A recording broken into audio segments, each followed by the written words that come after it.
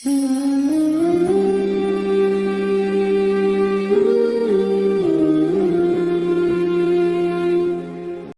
kalau sesama perempuan, makmumnya perempuan, imamnya perempuan, dia tepuk tangan.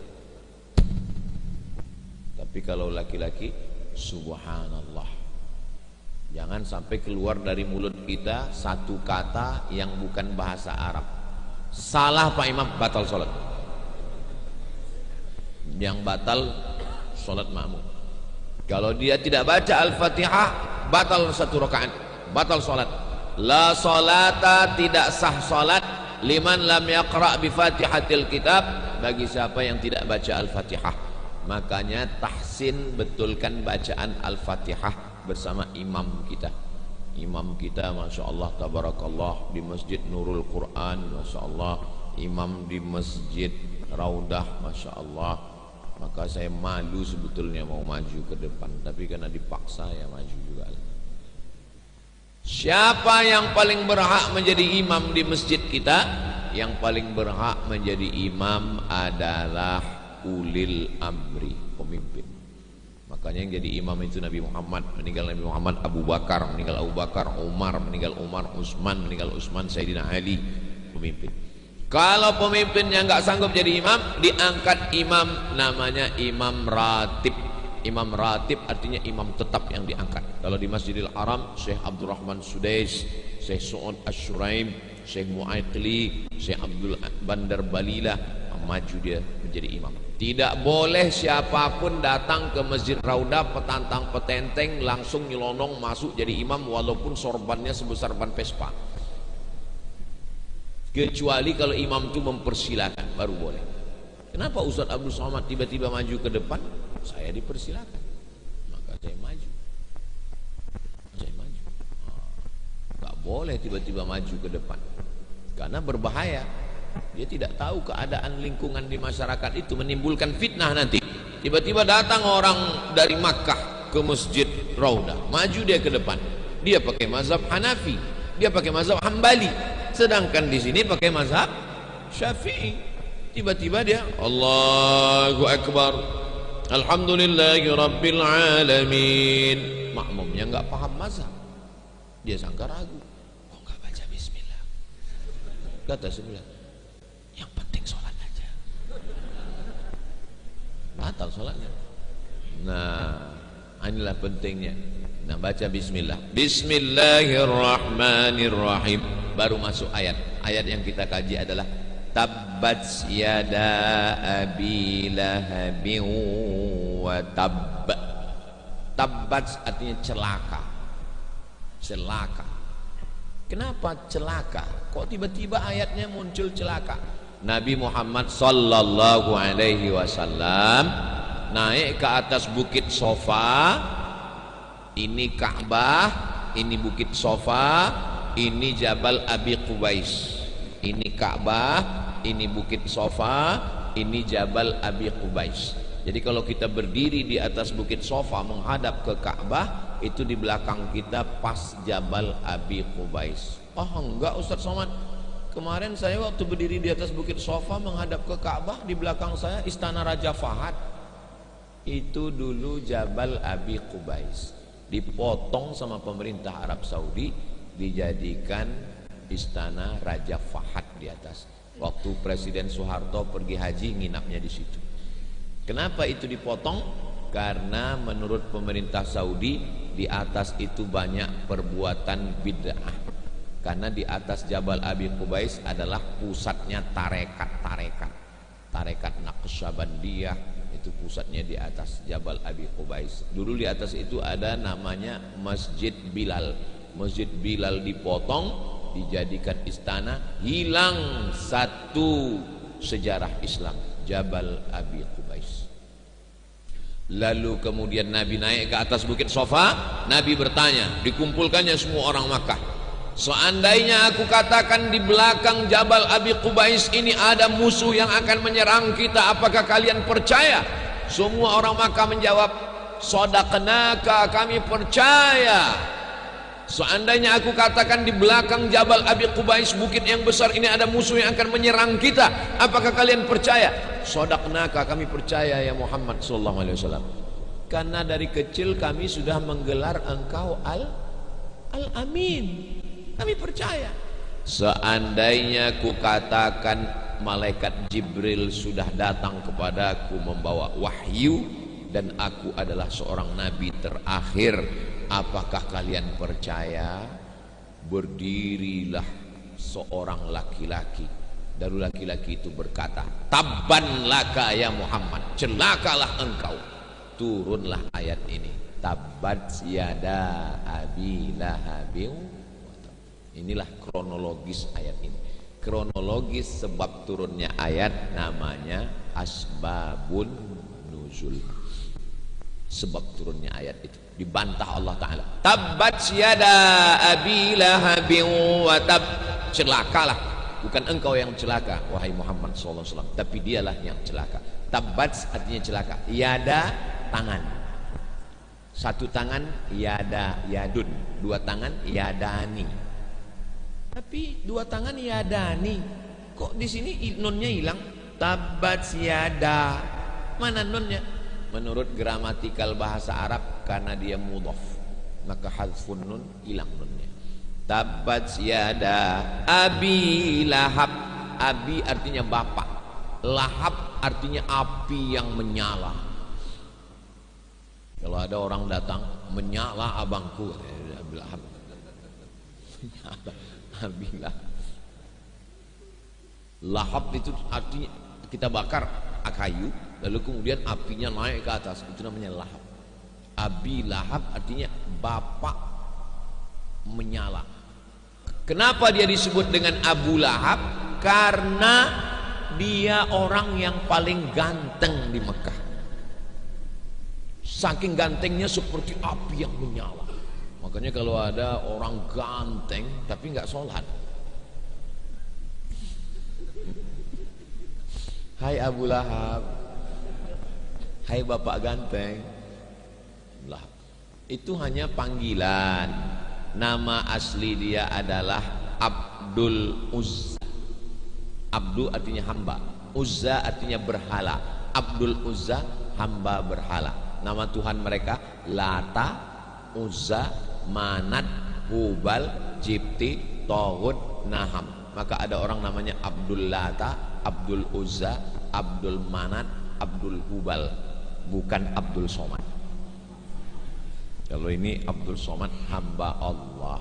Makanya nama yang paling bagus adalah nama yang menisbatkan diri kepada Allah. Kasihlah anak namanya nama-nama yang syirik dirubah Nabi. Ada orang namanya Abdul Ka'bah, nggak boleh menghambakan diri kepada Ka'bah. Masuk Islam, namanya diganti Nabi jadi Abdullah. Kebetulan anaknya nikah dengan Nabi, anaknya masih gadis, maka dipanggil dengan Abu Bakar. Bakar artinya gadis. Abu Bakar bapak yang anaknya gadis nikah dengan Nabi, itulah dia Abu Bakar As-Siddiq. Ada orang namanya Abdus Syams, Syams matahari. Abdus Syams, hamba matahari. Lalu kemudian dirubah Nabi, masa menghambakan diri kepada matahari, syirik. Dirubah namanya menjadi Abdurrahman. Tapi karena selalu bawa kucing, dipanggil Abu Hurairah. Selalu bawa kucing, bapak kucing. Selalu bawa ayam, bapak ayam. Selalu bawa anjing, Abu Kilab. Nah, jadi Abu itu biasanya selalu membawa sesuatu. Selalu bawa kumis, Pak Kumis. Sama di tempat kita, Abu itu artinya bukan bapak kandung, maksudnya bapak, maksudnya bapak. Kebetulan ada orangnya putih, Pak Putih. Ada orang hitam, Pak Hitam. Itu Abu. Itu najis, haram disebut, mesti kumur-kumur. Enggak layak nama dia disebut dalam masjid. Lebih layak menyebut Abu Lahab. Jangan bapak tersinggung. Sampai mana tadi? Tabbat yada abi lahabin wa tab. Dua kali diulang. Tabbat yada abi lahabin wa tab. Celakalah dia, celakalah dia. Kenapa dia celaka? Jawabannya yang kedua. Tabbat yada abi lahabin wa tab. Ma aghna, ma tidak. Aghna mencukupi, menolong, membantu. Ma aghna anhu maluhu. Hartanya tidak bisa menolongnya. Abu Lahab itu ternyata kaya sekali dia. Dari mana Ustaz tahu dia kaya? Abu Lahab punya pembantu budak hamba sahaya namanya Suwaibah. Siapa namanya? Suwaibah, pakai ta, Suwaibah. Lalu Suwaibah ini dipanggil Abu Lahab. Sini Suwaibah. Suwaibah pun datang. Ada apa tuan Abu Lahab? Tolong jaga adik ipar saya sedang hamil tua, nanti kalau dia melahirkan kasih tahu ke saya kalau anaknya sudah lahir. Baik tuan. Lalu Suwaibah pun menjaga adik ipar Abu Lahab. Nama adik iparnya Aminah. Aminah sedang hamil, suaminya sudah meninggal. 2 bulan umur kandungan meninggal suaminya. 12 Rabiul Awal lahirlah anak itu, diberi nama Muhammad. Yang ngasih nama itu kakeknya Abdul Muttalib. Datanglah Suwaibah. Wahai tuan Abu Lahab, ya, keponakanmu sudah lahir. Laki-laki apa perempuan? Zaman itu kalau lahir perempuan langsung digali tanah, kubur hidup-hidup. Laki-laki tuan. Senangnya Abu Lahab punya keponakan laki-laki. Maka apa kata dia kepada Suwaibah? Kamu yang membawa berita ponakan saya lahir, saya senang sekali Suwaibah. Maka kamu sejak detik ini, hari Senin ini, kebetulan ini hari Senin ini sekarang. Kamu mulai hari Senin ini Suwaibah, kamu tidak lagi jadi budak, kamu bebas. Makanya orang yang pertama bersedekah waktu Nabi lahir adalah Abu Lahab. Bersedekahnya bukan 1 ekor kambing. 1 ekor kambing 3 juta. 1 ekor sapi 20 juta. Itu sudah sapi besar. Dia bersedekah 1 orang budak. 1 ekor onta 50 juta. Sebetulnya lebih, tapi karena kita udah lama kenal 50 juta. Dia bersedekah bukan 1 ekor unta. 1 orang budak lebih mahal daripada seekor unta. Jadi kalau 1 ekor unta 50, ini 1 orang budak lebih kurang 75 juta. Berarti Abu Lahab bersedekah pada hari Senin saat Nabi lahir 75 juta. Makanya kalau ada orang sorong yang bersedekah nanti pas 12 Rabiul Awal 75 juta pas maulid, itu baru selevel Abu Lahab. Nah, kan? Jadi kalau di bawah itu Pak Ustadz, ya mohon maaf lah. Abu Lahab mati dalam keadaan kafir, enggak Islam. Abu Lahab bin Abdul Muttalib, Abdullah bin Abdul Muttalib, Abbas bin Abdul Muttalib, Hamzah bin Abdul Muttalib, Abu Talib bin Abdul Muttalib. Itu yang masyhur, yang 5 itu. Tapi sebetulnya mereka saudara 10 laki-laki. Makanya Abdul Muttalib bernazar, nanti kalau anak saya 10 laki-laki, salah satunya saya sembelih. Lain nazarnya. Ya Allah, kalau anakku 10 laki-laki, ku sembelih 1 untuk berkurban kepadamu. Lahir anaknya 10. Yang mana mau disembelih? Diundi. Diundi, jatuh undian kepada Abdullah, ayahnya Nabi Muhammad. Lalu kemudian tidak jadi disembelih, ditebus dengan hewan tebusan, unta dan kambing. Makanya Nabi Muhammad itu disebut dengan ana ibnu dzabihaini, saya anak dari 2 orang yang hampir disembelih. Siapa 2 orang yang hampir disembelih? Yang pertama Ismail, yang kedua Abdullah. 2 orang hampir disembelih. Di Indonesia bukan cuma 2 orang, ribuan hampir disembelih. Kapan? G30 SPKI. Sembelih. PKI itu kalau bangkit menyembelih. Nauzubillah. Mudah-mudahan Allah menjaga negara kesatuan Republik Indonesia. Nah, Abu Lahab ketika Nabi lahir, dia bersedekah membebaskan seorang budak hari Senin. Saudara kandungnya namanya Abbas bermimpi. Ini Ustaz, ini cerita mimpi ini dari mana? Ada hadisnya sahih dalam Sahih Al-Bukhari. Saya ngomong ini bukan hadis dhaif, hadis sahih dalam Sahih Bukhari. Abbas bermimpi. Ketika Abbas bermimpi melihat Abu Lahab, lalu dia tanya, "Hai Abu Lahab, ya, kamu masuk neraka?" Of course. Tidak diragukan lagi, karena tabat syada Abi Lahabil wa tab. Kau masuk neraka Abu Lahab? Iya. Panas enggak neraka itu? Panas, kata Abu Lahab. Khuffifa alayya fi kulli itsnain li'itaqi Suwaibah. Tapi azab saya diringankan setiap hari Senin karena saya memerdekakan Suwaibah.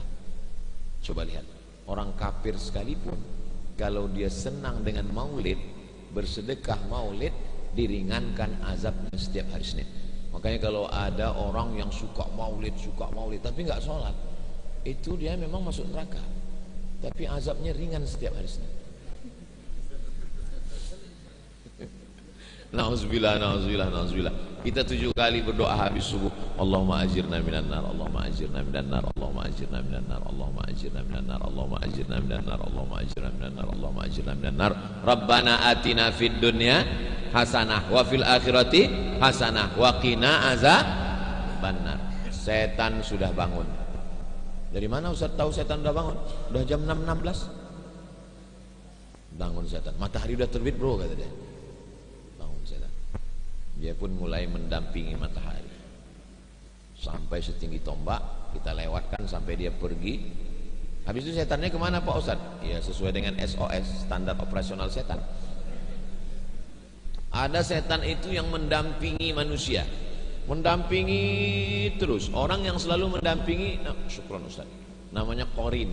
Yang selalu mendampingi itu korin. Makanya ada istilah jin korin. Mana tahu nanti pas saya udah meninggal, Bapak Ibu di Sorong dapat kabar Ustaz Somad meninggal, tiba-tiba ada orang di Sorong kerasukan. Oh, pas ditanya, "Siapa kamu?" "Saya Abdul Somad." "Kalau memang betul kamu Abdul Somad, kapan kamu datang ke Sorong?" "Saya datang ke Sorong pada tanggal 23 September 2018 dan yang kedua itu saya subuh di Masjid Raudhah pada tanggal 25 Agustus." Ini betul Ustaz Somad. "Betul kamu Ustaz Somad?" "Sudah tahu kok nanya." Apakah itu Abdul Somad yang masuk itu? Bukan. Itu adalah jin korin. Saya mati, jin korin saya tetap hidup dan dia ingat file-file lama itu. Maka dia itu, makanya jangan mau dibohongi jin korin. Jin korin itu nempel orang, tapi ada jin yang tidak nempel orang. Dia kemana-kemana, itu namanya jin non-job, nggak jelas kerjanya. Ini dia kemana-mana. Itulah jin non-job, inilah yang ganggu-ganggu orang kerasukan itu. Makanya kita selalu berdoa, minta sama Allah, Bismillahi tawakkaltu 'ala Allah, la haula wala quwata illa billah. Kenapa Islam itu semuanya pakai doa? Ya supaya jangan ditempel setan. Masuk ke masjid, Allahumma aftahli abwaaba rahmatik. Luas masjid, Allahumma inni as'aluka min fadlik. Masuk toilet, Allahumma inni a'udzubika minal khubuthi wal khaba'ith. Setelah keluar, bacanya di luar bukan di dalam. Ghufranaka. Melihat wajah di cermin, innalillah. Apa pula itu bacaan? Allahumma kama hassanta khalqi fahassin khuluqi. Tapi saya Pak Ustaz nggak hafal doa-doanya. Baca aja bismillah semua. Bismillah, bismillah. Doa yang paling makbul apa Pak Ustaz? Allahumma barik lana fima razaqtana wa qina adzabannar. Tabbat yada abi lahabin wa tabb. Ma aghna anhu maluhu. Hartanya yang begitu banyak dia pakai bersedekah, tidak bisa menolong dia. Mudah-mudahan harta kita bisa menolong kita. Ini Masjid Raudhah ini mahal sekali ini, tiangnya aja berbalut emas. Tapi jendelanya tidak pakai terali besi. Ini menunjukkan kota Sorong ini aman. Mana buktinya? Buktinya Ustaz Somad bisa masuk ceramah.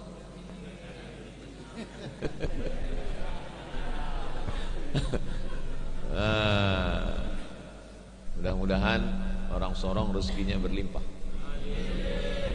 Rezeki yang bisa menolong itu namanya rahmat.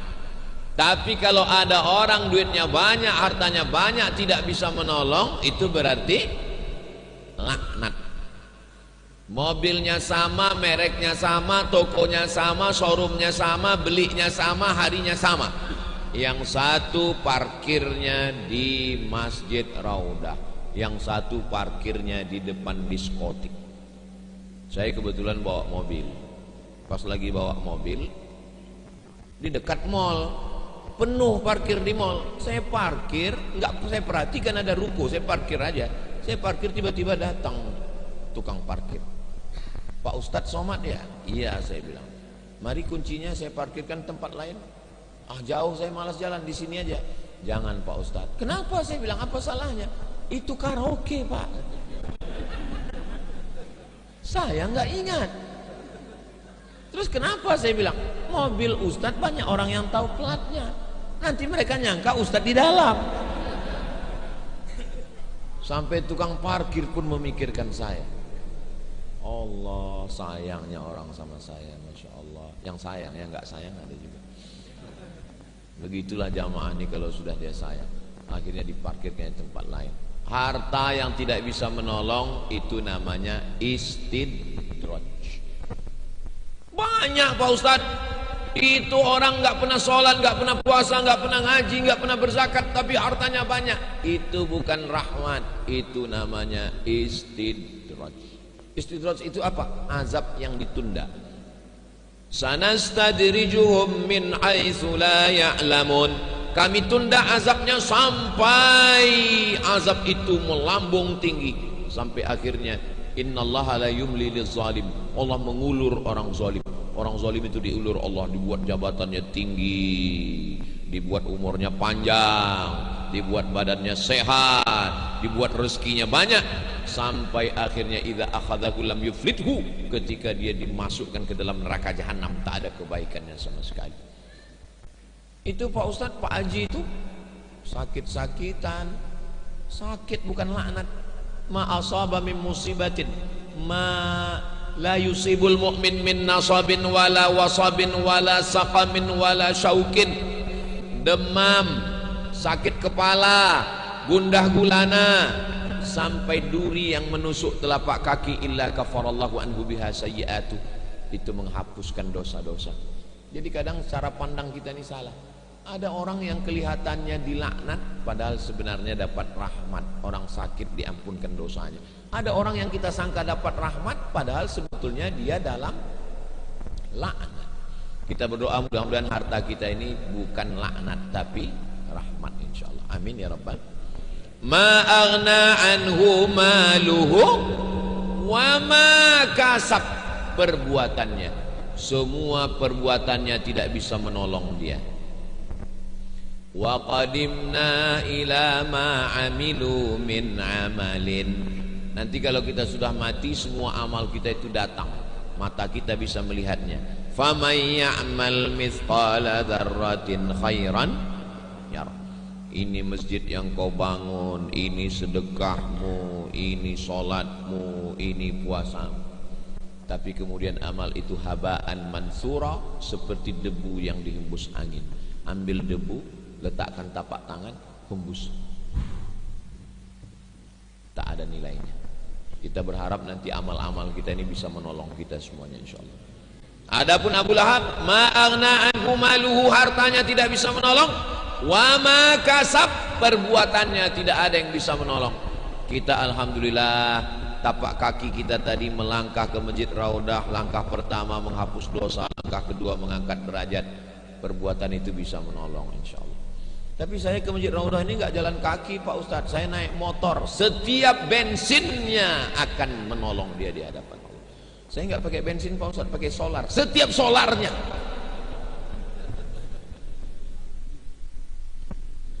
Tapi ini Pak Ustadz metik Pak Ustadz, nggak pakai gigi. Setiap metiknya. Jadi jangan terlalu baku memahami amal ini, yang jalan kaki, yang pakai motor, yang pakai mobil, ya dia mengeluarkan. Kenapa kita disuruh jalan kaki? Orang kadang kalau Nabi yang nyuruh dia nggak mau. Tapi kalau iklan, langkahkan kaki Anda 10.000 langkah sehari. Kalau tidak Anda terkena osteoporosis. Sebelum osteoporosis ada, Nabi sudah mengajarkan kita jalan kaki. Kenapa Ustaz tadi pagi nggak jalan kaki? Ya panitia ngajak pakai mobil, saya ikut aja. Kalau panitia jalan kaki, saya ikut. Ma'agna anhu maluhu wa ma kasab sayasla naran zata lahab. Dia akan masuk ke dalam nar api zata lahab yang menyala. Sebagaimana dia dulu di dunia menyala, maka di akhirat juga dia kena azab yang menyala. Hati-hati yang menyala. Apa yang menolong diri kita? 3. Yang pertama harta, yang kedua amal, yang ketiga istri. Man tazawwaja, siapa yang menikah, faqad istakmala nisfal iman, dia sudah menyempurnakan setengah imannya. Dan di sorong ini derajat istri lebih tinggi daripada suami. Kenapa? Itu istrinya di atas. Dan Abu Lahab, ma'aghna anhu maluhu, hartanya nggak bisa nolong. Wa ma kasab, amalnya nggak bisa nolong. Yang ketiga pun nggak juga bisa menolong. Siapa dia? Wa mra'atuhu, istrinya. Nama istrinya Ummu Jamil. Ummu artinya ibu, Jamil artinya cantik. Ummu Jamil, ibu cantik, suami ganteng, istri cantik, dua-duanya masuk neraka. Nauzubillah, nauzubillah. Ummu Jamil, apa kerja Ummu Jamil? Datang ke rumah si Anu, datang ke rumah si Anu, datang ke rumah si Anu, memprovokasi. Muhammad itu sahir, tukang sihir, dia majnun, orang gila, asatirul awalin, tukang dongeng. Maka azabnya apa diberikan Allah? Wa mara'atuhu hammalatal hatab, membawa bahan bakar api neraka. Sebagaimana dia membawa isu ke sini, maka di akhirat nanti dia membawa bahan bakar api neraka. Bayangkan itu. Api neraka itu panas, Pak Ustadz. Kau pikir aku pernah masuk? Terus kenapa Ustadz selalu ceramah? Saya menyampaikan ayat Quran, hadis Nabi. Kata Nabi SAW, diletakkan batu kerikilnya di bawah telapak kaki, yaghli biha dimaruhu, mendidih otak di kepala. Kira-kira berapa derajat Celcius, Pak Ustadz? Hah? Diletakkan kerikilnya di bawah telapak kaki, mendidih otakmu di kepala. Kau nanya berapa Celcius? Meletup itu termometer. Yaghli bihadi mauhu. Kita di neraka itu nggak mati, kalau mati selesai. Kullama nadijat juluduhum, setiap kali kulit mereka gosong hangus, badalna juludan ghairaha, hangus ganti kulit baru, hangus ganti kulit baru, hangus ganti kulit baru, liyadzuqul azab, supaya mereka merasakan azab. Mudah-mudahan kita semua masuk surga langsung tanpa transit. Begitu jamaah Raudhah nanti masuk ke dalam surga. Orang Islam itu kalau sudah di surga, yang pertama dia cari temannya. Jamaah saya dulu sama-sama ngaji, dulu sama-sama sholat, dulu sama-sama maulid di Raudhah. Dia di mana ya Allah? Kata malaikat, dia pesawatnya transit. Dia nggak naik pesawat langsung. Kebetulan saya hari ini habis ini ke airport dan pesawatnya transit di Jakarta. Nggak ada langsung dari Sorong ini ke Pekanbaru, nggak ada. Mesti transit. Tapi saya berharap di akhirat nanti nggak transit. Kita semuanya langsung masuk surga semua, insyaallah. Kepada semua jamaah Raudhah langsung masuk surga. Masuk surga itu nggak sendirian. Masuk surga itu berjamaah. Wasiqal ladzina taqaw rabbahum ilal jannati zumara, mereka dibawa masuk surga zumara, berjamaah. Maka mudah-mudahan istiqomah berjamaah di Raudhah. Raudhah artinya taman. Kenapa disebut dengan raudhah taman? Karena ini adalah salah satu dari taman-taman surga. Iza marartum biriyadil jannah farta'u. Kalau kamu lewat di taman surga, jangan cuma lewat aja, ikut makan minum. Karena di surga ada buah-buahan, ada taman, ada indah. Maka berhenti. Kata sahabat, mana ada taman surga di dunia ya Rasulullah? Taman surga itu di akhirat. Ada taman surga di dunia. Apa dia? Majalisus zikir, majelis-majelis zikir. Makanya selesai sholat zikir. Mohon maaf, Masjid Raudhah ini kalau selesai sholat ada zikirnya. Saya nggak tahu, jadi saya zikir aja. Saya zikir aja sendiri. Astagfirullahaladzim. Enggak, saya sangka nggak ada karena mic-nya nggak bunyi kan. Astagfirullah, rupanya dikasih. Nah, maka saya pikir Astagfirullahaladzim, Astagfirullahaladzim, la ilaha illallah syarikalah, Allahumma antas salam, subhanallah, alhamdulillah, Allahu akbar, afdalu dzikri fa'lam annahu la ilaha illallah. Kenapa kita berzikir? Karena malaikat-malaikat datang ke majelis zikir. Ketika malaikat mendengar majelis zikir, malaikat memanggil teman-temannya. Apa kata dia? Halummu, mari kemari. Inilah majelis yang kalian cari. Itulah maka setelah selesai zikir kita berdoa supaya malaikat ikut mengaminkan doa kita itu. Oke, sekarang banyak orang nggak mau lagi berzikir. Assalamualaikum warahmatullahi wabarakatuh. Macam ayam dapat beras. Duduk sejenak berzikir. Kok kenapa nggak mau doa sama imam? Alah, doa yang kemarin aja belum makbul Pak Ustaz. Memangnya kita tahu sholat kita yang kemarin diterima Allah? Kan enggak. Tapi kenapa kita sholat lagi? Kata Umar bin Khattab, aku tidak tahu doaku itu diterima Allah atau tidak. Tapi aku tetap berdoa karena doa adalah ibadah. Kok kenapa nggak mau doa sama imam? Imamnya minta hujan Pak Ustaz. Terus saya jual es krim. Hujan yang di situ dimaksud adalah rahmat, itu maknanya. Hujan itu maksudnya rahmat. Dia minta rahmat Allah. Jadi kita ini macam-macam rahmat yang diberikan Allah Subhanahu wa taala. Nah, jadi kalau berdoa, cuman imam kalau berdoa doanya jelas. Ini kadang banyak Fiddin maut. Apa yang dibaca imam? Karena kalau kita baca doa itu ada anak-anak, itu ada anak-anak. Anak-anak itu mendengar. Saya mohon maaf ya Pak, saya nggak pernah menghafal doa itu, nggak pernah saya menghafal doa. Dari mana Ustaz tahu? Karena imam yang baca doa itu saya ingat. Allahumma, doa selamat itu 10 doa selamat. Allahumma inna nas'aluka salamatan fid din wa afiatan fil jasad wa ziyadatan fil ilmi wa barakatan fil rizqi wa taubatan qabla al maut wa rahmatan indal maut wa maghfiratan ba'dal maut. Allahumma hawwin alaina fi sakaratil maut wan najata minan nar wal afwa indal hisab. Itu saya hafal doa itu karena imam sering ulang baca. Bagus, itu doa bagus. Itu doa 10 itu dari awal sampai akhir, dari dunia sampai akhirat. Tapi tolong dibaca jelas. Saya pernah, dan jangan terlalu panjang berdoa. Saya pernah pas lagi acara sama wali kota yang baca doa diundang dari Jakarta. Pertama dia baca doa waktu malam, saya ceramah. Pas malam tarawih, semua jamaah angkat tangan. Lama-lama turun gua. Panjang kali doa. Pikirkan juga jamaah di belakang kan. Nah, berdoa itu jangan terlalu detail, jangan terlalu umum. Ya Allah, ini saya mau menjual tanah 25 meter kali 30, sebelah kanan dengan ketua berbatasan dengan ketua KKSS, sebelah kiri kebetulan jalan raya, harga masih nego. Gak usah detail kan.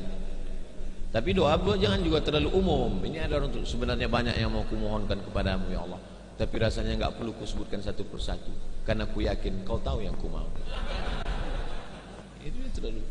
Boleh disebutkan namanya Pak Ustaz? Boleh. Mana dalilnya boleh menyebutkan nama dalam doa? Allahumma a'izzal islama bi umarain. Ya Allah, kuatkan Islam ini dengan 2 Umar.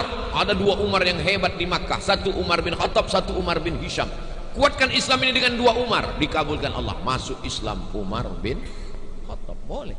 Makanya adik-adik yang anak muda mau menyebutkan nama dalam doa boleh. Ya Allah, jadikanlah dia jodohku ya Allah. Cuman kalau doanya di masjid jangan kuat-kuat. Takutnya bapaknya di sebelah. Itu anakku katanya. Doa itu jangan maksa. Ini ada orang sekarang berdoa ini maksa. Ya Allah, kalau dia bukan jodohku, jadikan dia jodohku. Kalau jodohnya sudah ada, matikan jodohnya. Apa ini maksa-maksa Allah? Nah, kenapa berdoa itu diiringi dengan Al-Fatihah? Al-Fatihah artinya pembuka. Pikiran yang tertutup terbuka, rezeki yang terkunci terbuka, hati yang tertutup terbuka. Makanya ibu, kalau ada suaminya yang belum juga sholat, dibuka pikiran dan hatinya, pulang dari sini bacakan Al-Fatihah, tiup ke kepalanya. Al-Fatihah. Setelah berdoa, Allah Ta'ala menurunkan ketenangan ke dalam hati. Wa mara'atu ammalatal hatab fi jidiha hablum mim masad. Di lehernya ada tali. Tali itu terbuat dari suatu benda yang mudah terbakar. Di situ dibuatkan sabut.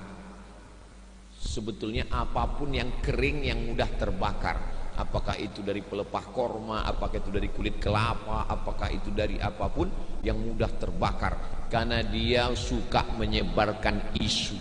Maka jangan menyebarkan isu. Siapa yang suka menyebarkan isu, itu berarti satu geng dengan istri Abu Lahab. Zaman dulu, kunci pintu rumah, kunci pintu kabar, kunci pintu masuk dalam rumah, tenang kita. Zaman sekarang, kunci pintu rumah, kunci pintu kamar, kunci pintu lemari, masuk dalam lemari, tetap juga kena isu. Kenapa?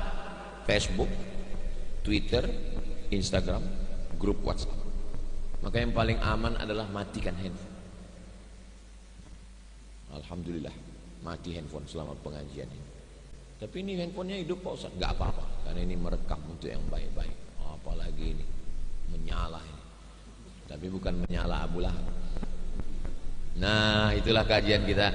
Mudah-mudahan, saya yakin Bapak Ibu semua hafal ayat ini. Saya suka mengkaji surat-surat pendek ini supaya nanti waktu dibaca dalam sholat jadi paham. Kalau kita paham, membantu kekhusyuan. Nanti waktu sholat, tabbat syada abi lahabin wa tabba ma aghna anhu maluhu wa ma kasaba sayasla naran dhata lahab wa imra'atuhu hammalatal hatab fi jidha hablum mim masad. Boleh diceritakan ke anak-anak, tapi saya nggak ingat semuanya Pak Ustadz. Gimana? Jangan khawatir, video ini bisa direkam ulang. Tontonkan ke anak melalui channel Ustadz Abdul Somad Official. Subscribe, like, share, and comment. Sekarang sudah jam 6.30, kita sudah boleh sholat sunat isyraq. Kita berdoa, habis berdoa kita sholat masing-masing. Ala hazihin niyah, untuk niat yang baik-baik. Al-Fatihah. A'udzu billahi minasy syaithanir rajim. Bismillahirrahmanirrahim. Alhamdulillahi rabbil alamin arrahmanir rahim maliki yaumiddin. Iyyaka na'budu wa iyyaka nasta'in. Ihdinas siratal mustaqim. Siratal ladzina an'amta 'alaihim ghairil maghdubi 'alaihim waladdallin. Amin. A'udzu billahi minasy syaithanir rajim. Bismillahirrahmanirrahim. Alhamdulillahi rabbil alamin. Wassalatu wassalamu ala asyrafil anbiya'i wal mursalin wa ala alihi wa sahbihi ajma'in. Allahumma inna nas'aluka salamatan fid din wa afiyatan fil jasad wa ziyadatan fil ilmi wa barakatan fil rizqi wa taubatan qabla al maut wa rahmatan indal maut wa maghfiratan ba'dal maut. Allahumma hawwin alaina fi sakaratil maut wan najata minan nar wal afwa indal hisab. Rabbana ighfir lana dhunubana wa liwalidayna warhamhuma kama rabbayana shaghira. Rabbana hab lana minas salihin. Rabbana atina fid dunya hasanah wa fil akhirati hasanah wa qina adzaban nar. Wa sallallahu ala sayyidina Muhammad wa ala alihi washabbihi wasallam. Walhamdulillahi rabbil alamin. Taqabbalallahu minkum minna wa minkum taqabbal ya karim. Usalli sunnatal isyraq raka'ataini lillahi ta'ala. Assalamualaikum warahmatullahi wabarakatuh.